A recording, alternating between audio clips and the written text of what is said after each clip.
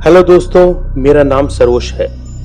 हमारी आज की स्टोरी हमें हमारे नए जुड़े फॉलोअर ने भेजी है, जिनका नाम है अली खान। चलिए शुरू करते हैं आज की स्टोरी। अली लिखते हैं, हेलो सरोज, मेरा नाम अली है और मैं दुबई में एक सिविल इंजीनियर हूँ। जो मैं हादसा आपको सुनाने जा रहा हूँ वो मेरी आप बीती है। इस बात को तकरीबन 7-8 साल हो गए हैं, लेकिन शायद ही कोई ऐसा दिन होगा जब यह किस्सा मेरे दिमाग में नहीं आया होगा। बात जब की है जब मैं बरेली में रहता था और इंजीनियरिंग की डिग्री लेकर निकला था। 5-6 महीने तक जब जॉब नहीं मिलने पर मैंने और मेरे कुछ दोस्तों ने सोचा, टाइम वेस्ट करने से अच्छा है क्यों ना अपनी ही फील्ड में कोई ट्रेनिंग कर ली जाए। इसी ख्याल से मैं और मेरे 2 दोस्त लखनऊ चले गए और कुकरेल एरिया के पास एक इंस्टीट्यूट में एडमिशन ले लिया और उसी के हॉस्टल में रहने का इंतजाम भी हो गया। अच्छा, मैं आपको बता दूं, कुकरेल एरिया पूरा एक जंगल है और हमारा जो ट्रेनिंग सेंटर था वो एक बहुत बड़ा एरिया था जिसमें रिजॉर्ट भी था, प्लॉटिंग भी हो रही थी। मतलब जहां तक देखो ट्रेनिंग सेंटर की जमीन थी। जब हमने ज्वाइन किया था हमें जंगल का आइडिया नहीं था। एक बाउंड्री दिखती थी पर कभी कुछ एहसास नहीं हुआ। शुरू में हॉस्टल में लाइफ अच्छी चल रही थी जब तक ये हादसा नहीं हुआ था। हॉस्टल के 2nd फ्लोर पर जहां 10 रूम थे वहां हम तीनों दोस्तों का रूम भी था।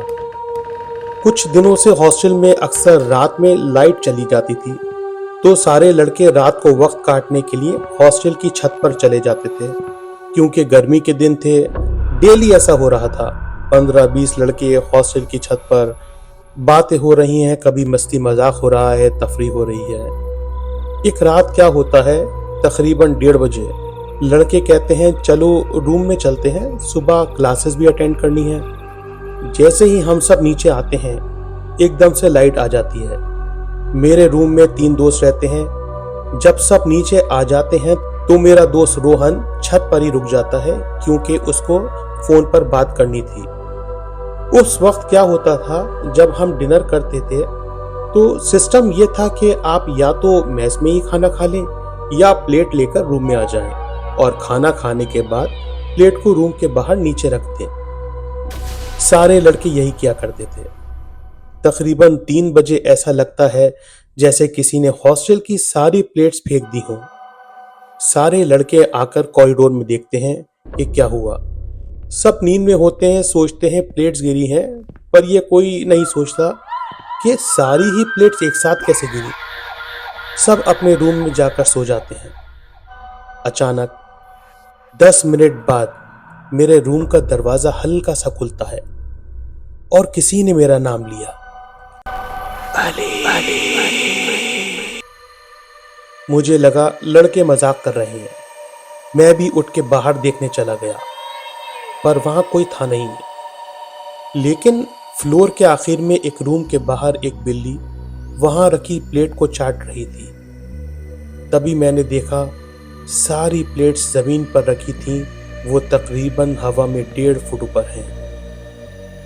यकीन मानिए सरोज, मेरी तो जान ही निकल गई जैसे। मैं अपने रूम की तरफ भागा, लेकिन ऐसा लगा जैसे किसी ने मेरे सीने पर हाथ रखकर मुझे रोक रहा हो और मेरे पैरों में किसी ने भारी वजन बांध दिए हो। पसीने से भीगा मैं बुरी तरह चीखने की कोशिश कर रहा हूं, पर मेरी चीख जैसे मेरे हलक में अटक कर रह गई। तभी मैंने कॉरिडोर की खिड़की से देखा, रोहन जो छत पर फोन पर बात कर रहा था वो अब बाहर ग्राउंड में है और फोन पर बात कर रहा है, लेकिन उसके पैर भी हवा में है जैसे प्लेट्स हवा में लटक रही थी। सरोज, यकीन मानिए उस वक्त मुझे जितनी दुआ आती थी सब मैंने मन ही मन पढ़ना शुरू कर दिया, क्योंकि आवाज तो मेरी निकल ही नहीं रही थी। पर पता नहीं मेरी कौन सी दुआ काम आ गई और पास वाले रूम से एक लड़का शायद वॉशरूम जाने के लिए बाहर आ गया। मुझे पसीने में देखकर उसने मुझसे पूछा, क्या हुआ तुम्हें, ये क्या हालत बना रखी है। मैंने पीछे देखा तो सारी प्लेट्स वापस जमीन पर ही थी। डर के मारे मैं अपने रूम में चला गया। वहां मेरा तीसरा दोस्त भी डर के मारे जमीन में एक कोने में बैठा हुआ था। मैंने उससे पूछा कि क्या हुआ, तो उसने बताया, तुम सब रूम में नहीं थे, तभी रूम की लाइट चली गई थी और मुझे ऐसा लगा मेरे सीने पर कोई आकर बैठ गया है। जैसे ही मैंने आंखें खोली तो एक रूई से बना शख्स मेरे ऊपर बैठा था और मेरा गला दबा रहा था और एक अजीब सी आवाज में हंस रहा था। ऐसा लग रहा था जैसे मेरी रूह अंदर से निकल रही हो।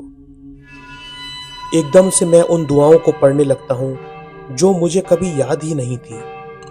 जैसे जैसे मैं दुआ पढ़ता गया, वो रूई से बना शख्स धुएं की तरह हवा में दूर होता है और मेरे सिरहाने बैठकर मुझे देखकर हंसने लगता है।